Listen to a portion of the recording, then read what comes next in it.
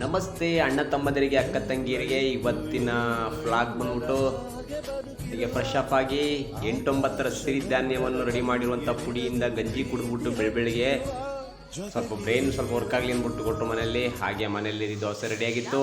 ದೋಸೆ ಒಂದೆರಡು ಹಾಕಮ್ಮ ಅಂತ ಹೇಳಿದೆ, 2 ತಿಂದೆ. ಸ್ವಲ್ಪ ಟೇಸ್ಟ್ ಆಗಿತ್ತು, ಇನ್ನೊಂದು ಹಾಕಮ್ಮ ಅಂದೆ. ಸಾಕು ಒಂದು ಪರವಾಗಿಲ್ಲ ಅಂದ್ಬಿಟ್ಟು ಇನ್ನೊಂದೆರಡು ಹಾಕಮ್ಮ ಅಂದ್ಬಿಟ್ಟು ಮೊಟ್ಟೆ ಜೊತೆ ತಿಂದೆ. ಹಾಗೆ ನಮ್ಮ ಕಡೆ ಕರ್ಕೊಂಡಿದ್ದು ನಾವು ಹೊರಟಿದ್ದು ನನ್ನ ಕಾಯಕವೇ ಕೈಲಾಸ ಎಂಬ ಕೆಲಸಕ್ಕೆ. ಹೊರಟೆ ಸೈಡ್ ಹತ್ರ ನಿನ್ನೆ ಹೇಳಿದ್ನಲ್ಲ ಪ್ಯಾರಾಪಿಟ್ ವಾಲ್ ಮೇಲ್ಗಡೆ ವಾಲ್ ಕಟ್ಟಬೇಕು ಅಂತ. ಎಲ್ಲ ಐಟಮ್ ಎಲ್ಲ ಸ್ಟಾಕ್ ಮಾಡ್ಕೊಂಡಿದ್ವಿ. ನಮ್ಮ ಅಣ್ಣ ತಮ್ಮದಿರು ಆಗಲೇ ರೆಡಿ ಮಾಡ್ಕೊತಿದ್ರೆಲ್ಲ.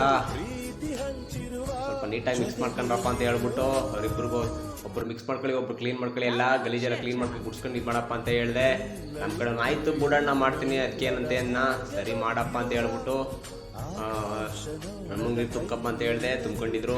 ಪ್ಯಾರಾಪಿಟ್ ವಾಲ್ ಕಟ್ಟಿರೋದ್ರಿಂದ ಯಾರ್ಯಾರು ಅಷ್ಟೇ ನನ್ನ ಅಣ್ಣ ತಮ್ಮದಿರಿಗೆ ಒಂದು ವಿನಂತಿ, ಪ್ಯಾರಾಪಿಟ್ ವಾಲ್ ಕಟ್ಟಬೇಕಾದ್ರೆ ಸ್ವಲ್ಪ ಸಿಮೆಂಟ್ ತಿಳಿನ ಕೆಳಗಡೆ ಹಾಕೋಬಿಡಿ, ಯಾಕಂದರೆ ಏರ್ ಕ್ರಾಕ್ ಅವಾಯ್ಡ್ ಮಾಡ್ಬೋದು. ಯಾಕಂದರೆ ಅದರಲ್ಲಿ ಬೆನಿಫಿಟ್ ತುಂಬ ಇದೆ. ಅಬ್ಸರ್ವ್ ಮಾಡಿ ನೋಡಿ, ಇದಕ್ಕೂ ಒಂದು ಟ್ರೈನ್ ಮಾಡಿ ನೋಡಿ. ಪ್ಯಾರಾಪಿಟ್ ವಾಲ್ ಕಟ್ಟೋಕ್ಕೂ ಮುಂಚೆ ಸ್ವಲ್ಪ ತಿಳಿನ ಸ್ವಲ್ಪ ರಾಫ್ ಮಾಡಿಬಿಡಿ, ಯಾಕಂದರೆ ಆವಾಗಲಿಂದ ಸ್ವಲ್ಪ ಡ್ರೈ ಆಗಿರುತ್ತೆ. ಅದು ಪ್ಯಾರಾಪಿಟ್ ವಾಲು ಏರ್ ಕ್ರಾಕ್ಗೆ ಅವಾಯ್ಡ್ ಮಾಡುತ್ತೆ. ಮತ್ತು ಇಟ್ಟಿಗೆಲ್ಲ ಕಟ್ಟೋಕ್ಕೂ ಮುಂಚೆ ಸ್ವಲ್ಪ ನೀರನ್ನು ಚೆನ್ನಾಗಿ ಹಾಕೋದ್ರಿಂದ ಬೆನಿಫಿಟ್ಟು ಇನ್ನೂ ಐತೆ. ಅದನ್ನು ಹೇಳ್ಬೇಕಾಗಿಲ್ಲ ನಮ್ಮ ಅಣ್ಣ ತಮ್ಮದಿರಿಗೆ, ಗಾರೆ ಕೆಲಸದವ್ರಿಗೆಲ್ಲ ಗೊತ್ತು. ನಾವೆಲ್ಲೇ ಹೋದ್ರೂ ಅಷ್ಟೇ ಫಸ್ಟ್ ಆಫ್ ಆಲ್ ನೀರು ಹಾಕ್ಸ್ಬಿಟ್ಟು, ಇವರೇ ನಮ್ಮ ಮಿನಿ ಚಿಂಟು, ಮಿನಿ ಓನರ್, ನಮ್ಮ ಅಣ್ಣ ಬಾಸ್ ರೆಡಿ ಮಾಡ್ತಾಯಿದ್ದಾರೆ ಸಿಮೆಂಟ್ ವರ್ಕ್. ಇವ್ರಿಗೆ 62 ವರ್ಷ ಆಗಿದೆ, ಬಟ್ ಆದರೂ ಕೆಲಸ ಮಾತ್ರ ಚಿಂದಿ.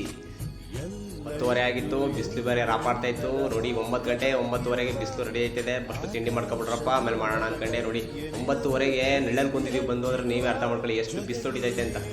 ತಿಂಡಿ ಎಲ್ಲ ಮುಗಿಸ್ಬಿಟ್ಟು ರೆಡಿ ಮಾಡ್ಕೊಳಪ್ಪ ಅಂದ್ಬಿಟ್ಟು ನಾವು ಸ್ಟಾರ್ಟ್ ಮಾಡಿದ್ವಿ ವರ್ಕು. ಏನು ಬಿಸಿಲು ಬಿಡ್ತಾ ಇಲ್ಲ, ಟವಲ್ಲು ಕಟ್ಟಿಲ್ಲ. ಬಿಸಿಲು ಅಂದರೂ ಶಿವ ಅಂದರೂ ಇಲ್ಲ, ಏನಂದ್ರೂ ಇಲ್ಲ. ಕಾಯಕವೇ ಕೈಲಾಸ ಅಂದ್ಮೇಲೆ ಮಾಡಲೇಬೇಕು. ಆಗ ಅಣ್ತಮ್ಮ ಸ್ವಲ್ಪ ಫಾಸ್ಟಾಗಿ ಮಡಿಕಪ್ಪಪ್ಪ ಇಟ್ಕೇನ ಅಂತ ಹೇಳಿದೆ. ಅವನು ಆಯಿತು ಬಿಡೋಣ ಮಡಿಕಬತ್ತೀನಿ ಅನ್ನ.